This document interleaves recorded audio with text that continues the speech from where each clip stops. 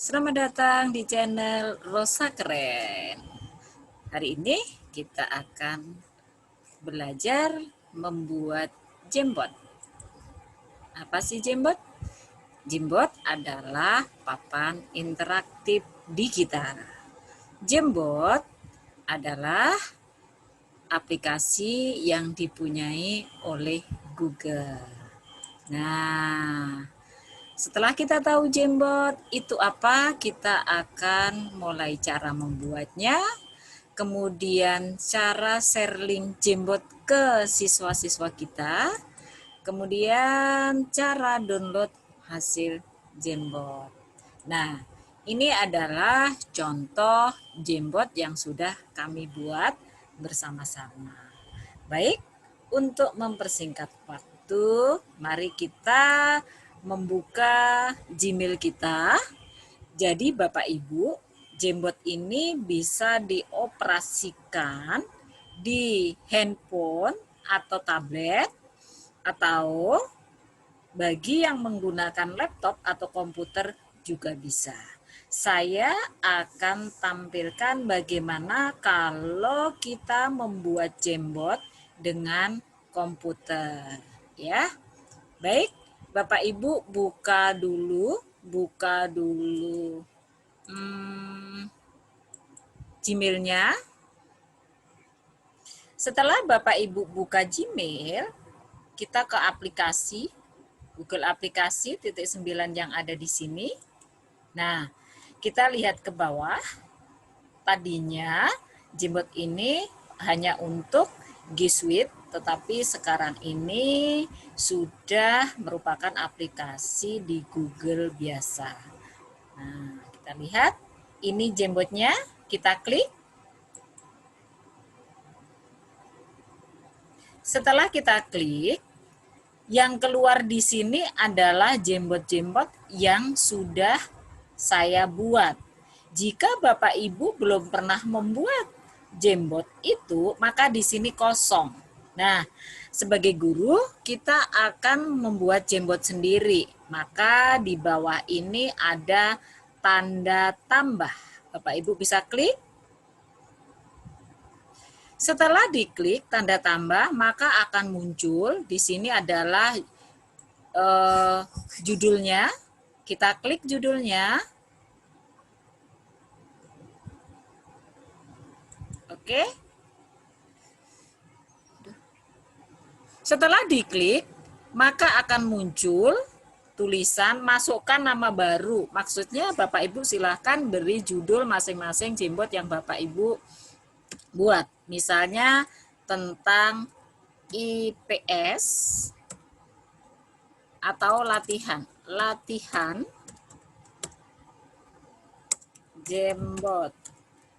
Kalau sudah, klik OK, maka akan muncul seperti tampilan presentasi atau PowerPoint. Saya akan kenalkan menu-menunya. Di sebelah kiri itu ada pen. Pen ini tipenya ada 4. Ini pena, kemudian ini spidol, agak besar ya nanti jejaknya. Kemudian ada stabilo, tahu ya stabilo. Kemudian ada kuas yang digunakan untuk menggambar. Kemudian di sini ada 5 warna. Ini untuk mengganti warna dari masing-masing yang Bapak Ibu pilih.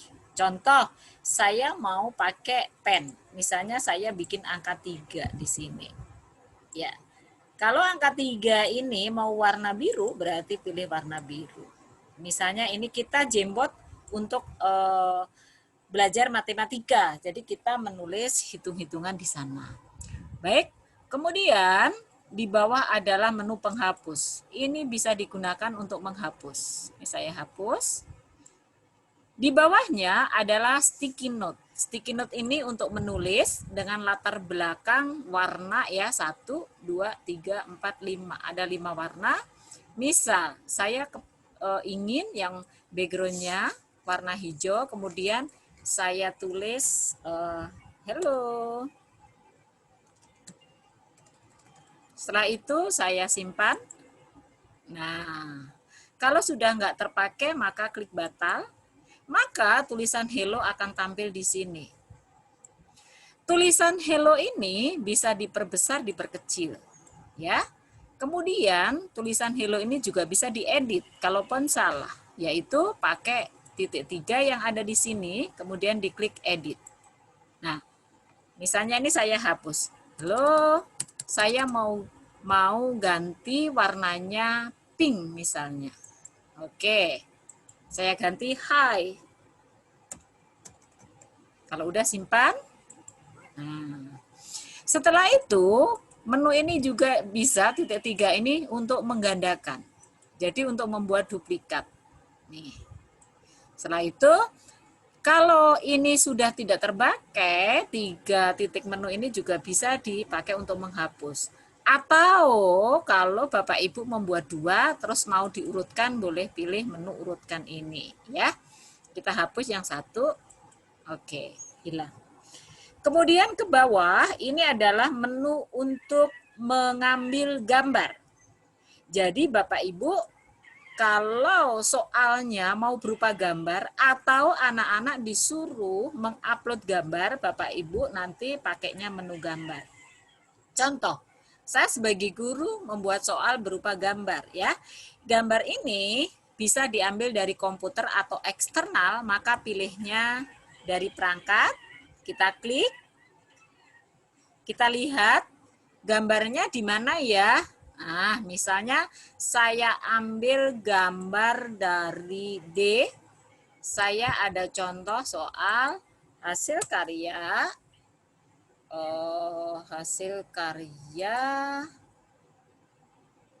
oke, materiku ya, kelas 1 misalnya, intro komputer. Nah, saya akan ambil gambar, klik, terus saya sisipkan. Oke. Oke.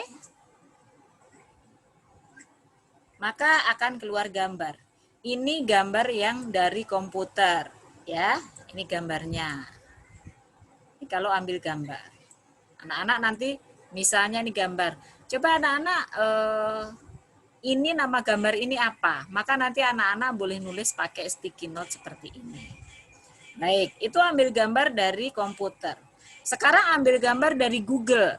Nah, misalnya saya cari gambar pelangi. Gambar pelangi. Setelah diklik, maka akan muncul gambar pelangi. Kita pilih pelangi yang diinginkan atau gambar yang diinginkan. Misalnya ini masih kosong. Kemudian saya pilih.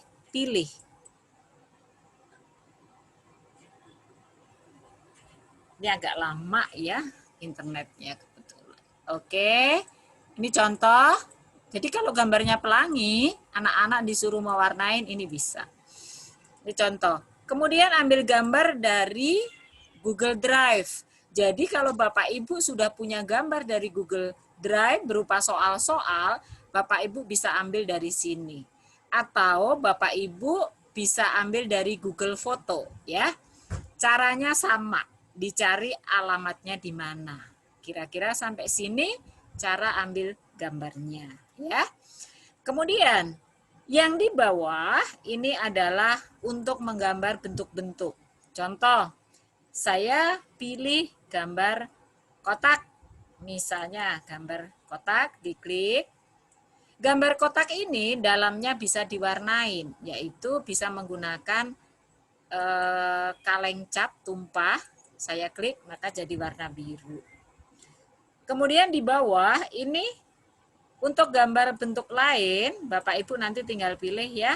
Caranya sama dengan menggambar kotak. Di bawah ada menu T, yaitu kotak tag. Bedanya apa dengan yang sticky note? Sticky note di belakangnya itu ada background. Jadi ini Bapak Ibu bayangkan kertas kecil-kecil tempel di papan tulis.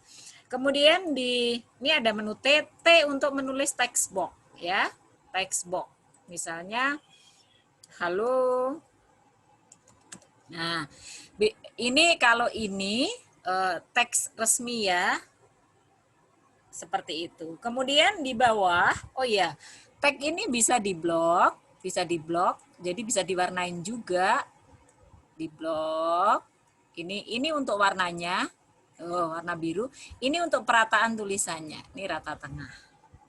Setelah itu di bawah ini ada laser. Jadi kalau Bapak Ibu menggunakan Jamboard pengen menjelaskan ke anak-anak, maka laser ini fungsinya untuk menandain yang sedang diterangkan atau yang sedang diaktifkan untuk diketahui anak-anak ya. Kira-kira seperti ini adalah menu yang sebelah kiri. Kemudian kita lihat ke atas. Ke atas ada urungkan, artinya ini untuk pembatalan. Kalau saya klik ini, maka yang ini tadi, yang terakhir tadi berubah. Saya hilangkan lagi, dia kembali ke itu. Kemudian ini untuk menampilkan ya, menampilkan apakah mau diperbesar atau diperkecil layar dari Jamboard. Ini ada persenannya. Kemudian di sebelah kanan ada latar belakang. Nah, latar belakang itu untuk memberi background. Ini saya misalnya pilih kotak seperti ini. Kemudian ini untuk hapus print. Di atas adalah untuk ke slide berikutnya karena layar kerjanya berupa presentasi. Jadi untuk slide atau soal berikutnya di slide yang kedua, Bapak Ibu tinggal klik. Contoh. Nah, ini contohnya. Terus mau diisi apa ini? Ini terserah dari kreasi Bapak Ibu. Misalnya saya punya contoh TTS. Jadi ini contoh TTS, saya sudah buat file dari komputer ya Bapak Ibu. Dia ada di D, sebentar saya cari, ada di pelatihan. Saya ambil gambar. Nah, ini gambar-gambar biasanya saya udah siapkan soal-soal yang sudah saya buat. Ini contoh misalnya saya mencari gunung nih ya. Oke.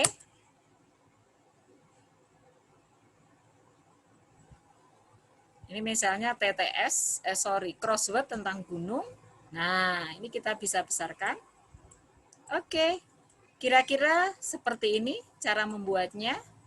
Nah, ini nanti cara memberi tandanya pakai pensil.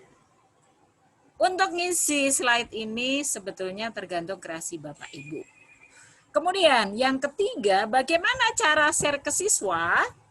Bapak Ibu bisa lihat di atas adalah ada bagikan atau share. Kalau yang dalam bahasa Inggris, ini kita klik. Kita mau share link ke anak-anak. Nah, yang atas ini adalah akun yang mempunyai file Jamboard ini. Kemudian yang bawah itu adalah ubah.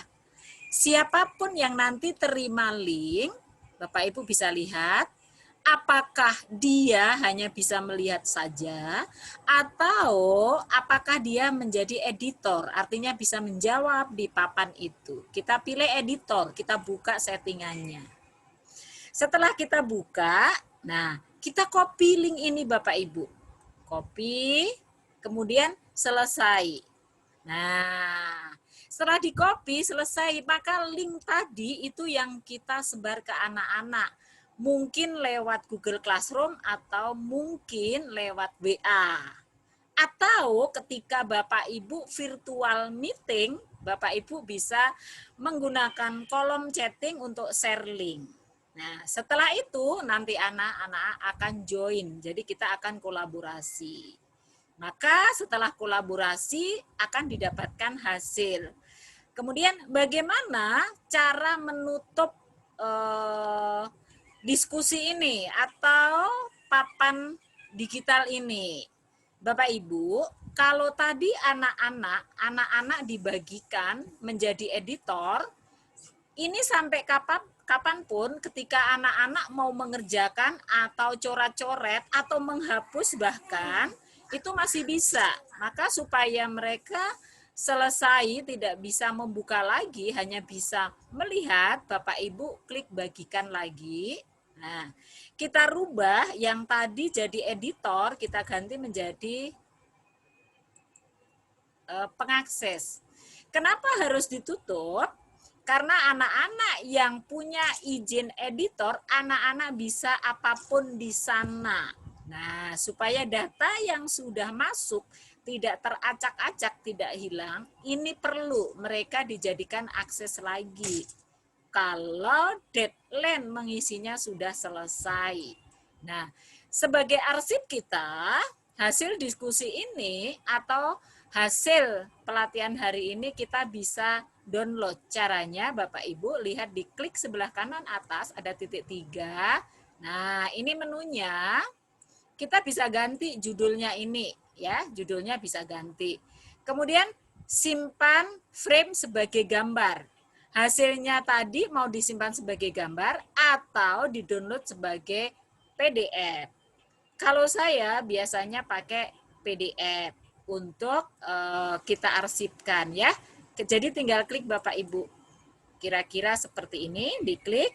Nah, setelah diklik, maka di bawah ada latihan Jambot. Kita buka, ini yang berupa PDF-nya ya Bapak Ibu. Hasilnya seperti apa? Nah, ini hasilnya. Tetapi menjadi file PDF.